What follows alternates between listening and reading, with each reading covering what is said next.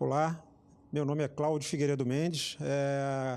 Eu vou coordenar essa sessão sobre a doença alcoólica. O nome dessa sessão é Desafios no manejo do paciente com hepatopatia alcoólica, das intervenções curtas ao tratamento farmacológico. Tenho à minha direita o Dr. Roberto José de Carvalho Filho, que é professor da Universidade Federal de São Paulo, e à minha esquerda o Dr. Gustavo Henrique Pereira, que é médico do Serviço de Gastroenterologia e Hepatologia do Hospital Federal de Bom Sucesso.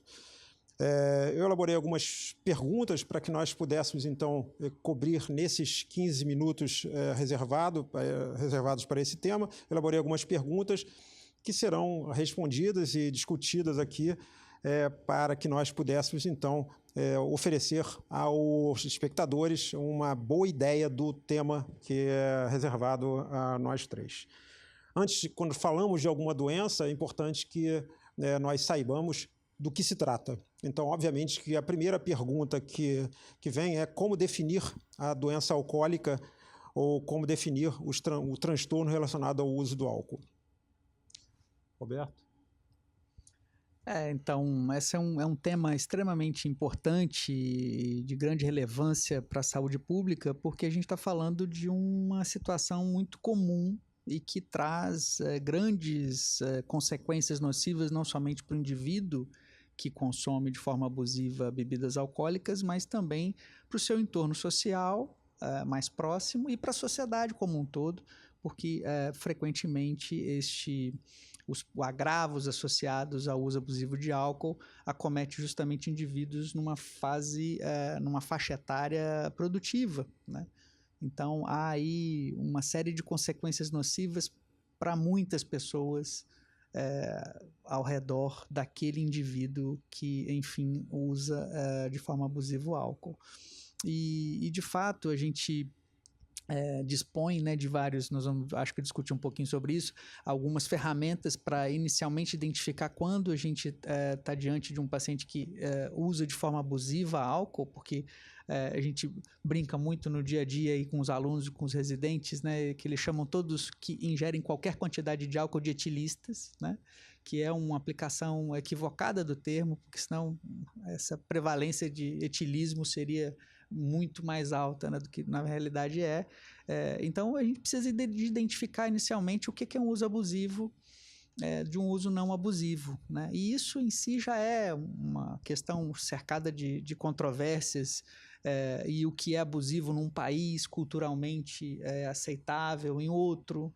Há uma série de nuances aí com relação a isso. É o que no terceiro ano da Faculdade de Medicina os alunos acabam chamando de etilista pesado, né? Exatamente. Que, assim, para mim, na verdade, é um etilista com obesidade, né? Você não define muito bem exatamente o que é o etilista, o indivíduo que abusa do álcool. Ou então aquele paciente que procura o médico com uma doença hepática, com cirrose, ou com uma doença hepática não cirrótica ainda, e o médico insiste em dizer que o paciente bebe.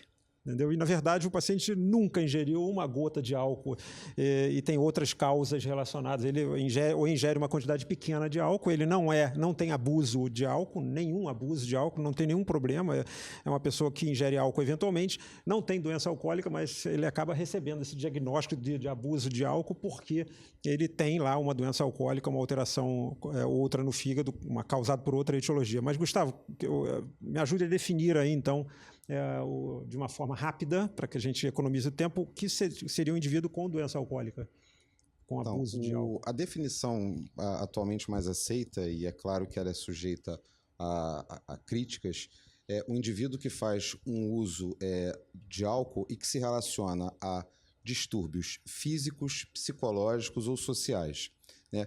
Há critérios para isso, os mais aceitos são os do DSM-5, mas eu acho que, assim, na nossa prática, a gente é capaz de identificar indivíduos que nos chegam relatando, né, que o seu consumo alcoólico é um consumo que ele não consegue cessar mesmo após diversas tentativas, ou que isso se relaciona a um mau relacionamento com parentes, familiares, né, ou um desejo incontido de consumir álcool.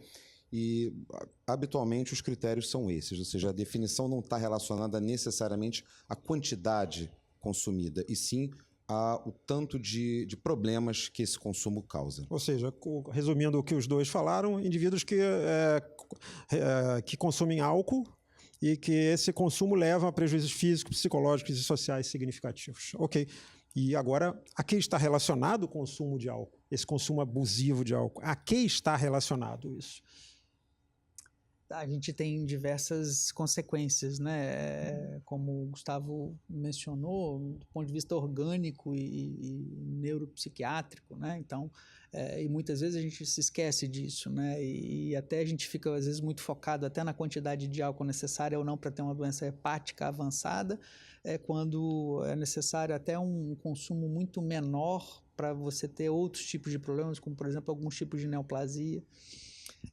Então a gente tem que tomar cuidado com isso, porque esses pacientes eles estão sujeitos a diversas outras complicações cardiovasculares, metabólicas, endocrinológicas. Sim, na verdade, a que se deve o consumo exagerado de álcool? De álcool. A que se deve? Psicopatogenia da coisa. Isso. Na verdade, é um indivíduo que tem alterações psicológicas, alterações genéticas, ou que permitem ou que vão fazer com que esse indivíduo chegue ao consumo exagerado de álcool. Ou seja, a gente tem que investigar os familiares, ou não? Sim, e lembrar que o consumo potencialmente nocivo de álcool também está associado a algumas outras doenças, como depressão, transtorno de ansiedade, mas tem uma parcela significativa que é de causa genética, hereditária, né? Então, pesquisar na história familiar também se há transtornos relacionados ao uso do álcool é uma parte importante na avaliação desses indivíduos. Além disso, a pressão social, financeira, cultural. Aquele indivíduo que sempre que eu ouço, que nós temos um paciente que ingere álcool em grande quantidade, ele fala, é difícil, porque meus amigos todos bebem, e se eu não beber, eles vão achar estranho, entendeu? Eu vou me sentir um indivíduo fora do grupo, né? Uhum. E como é que a gente pode definir o abuso de álcool em consultas rápidas? As consultas hoje duram 10 minutos, infelizmente, entendeu? Como é que a gente consegue definir que o indivíduo bebe em quantidades superiores às recomendáveis em poucos minutos, digamos assim?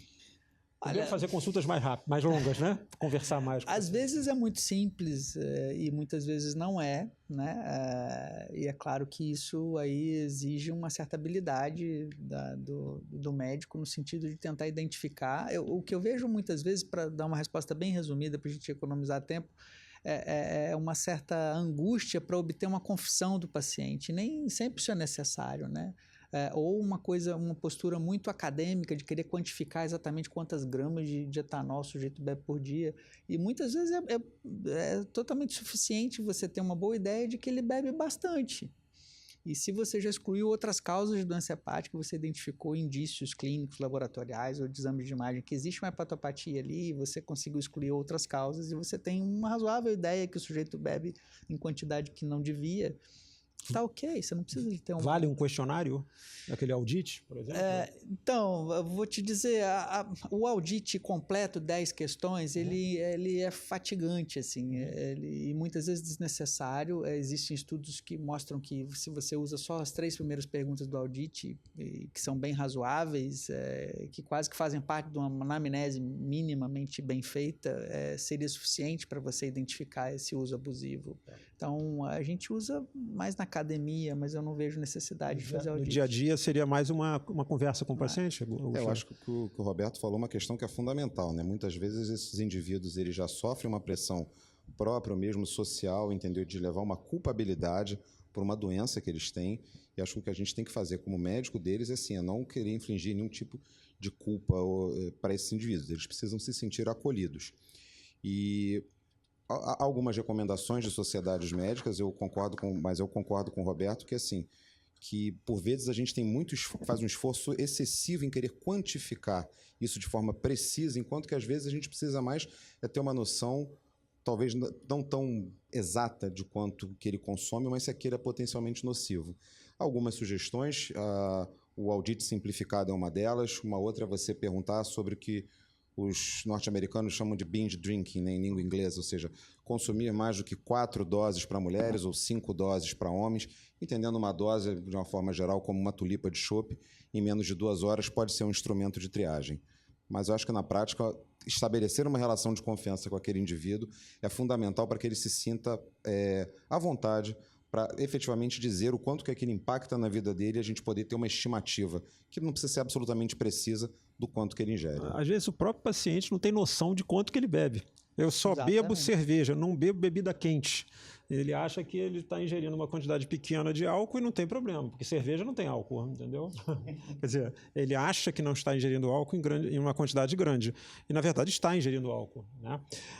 E aí vem a pergunta que eu acho que eu já sei a resposta do Betinho. Eu queria saber qual é a dose segura. Se existe essa dose segura para a população geral e se existe uma dose segura para os hepatopatas, para aqueles que têm doença do fígado. Então, de novo, dose segura não há. O único padrão de consumo regular para uso de álcool, em termos de não perder saúde, é 0. Por mais que isso possa incomodar a muitas pessoas. Isso para a população geral ou para... Para a população geral. É o único padrão de consumo regular de álcool que se associa com benefícios à saúde é não beber. Não há nenhum benefício de se beber um pouquinho, nenhum benefício sustentável. Nem mesmo a socialização? Não. Que não é mensurável? Porque então, se o indivíduo beber um copo de cerveja junto com amigos, tem benefícios sociais. É o conceito de lubrificação social. Mas então, aí nós estamos falando de um consumo que não necessariamente seja regular. Não. De forma alguma. Então, ocasional, não abusivo, não há nenhuma evidência de que isso seja nocivo. Porque não é mensurável o benefício social de relacionamento que essa pessoa terá. Exato. Mas veja, isso também é conjuntural, porque o sujeito pode tomar 2 tulipas de chope e sair dali e dirigir. Isso é um uso de risco. Sim. Né?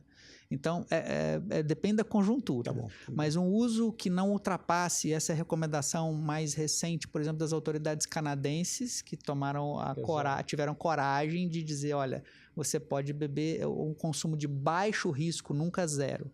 De baixo risco é até 2 doses por semana ou 2 doses numa ocasião. Então, é algo razoável, vamos dizer assim, seja, embora muito mais baixo do que outras claro que não autoridades. Abraçando atividades de risco no pós-ingestão alcoólica, mas assim, o benefício social supera em muito o malefício orgânico, digamos assim. Então, entendeu? Isso depende de muitas variáveis. Eu acho que é arriscado você dizer que existe um ponto de corte seguro, porque isso depende de inúmeras coisas. E para não deixar sem resposta a sua última pergunta, para hepatopatas, se a doença for significativa, é 0, mais ainda. Ok. Essa é uma pergunta que a gente frequentemente é defrontado, né? Com portadores de hepatopatia crônica. Mas não pode ser nada? Não. Nenhum nível de consumo alcoólico é seguro em quem tem uma doença crônica do fígado. Ok.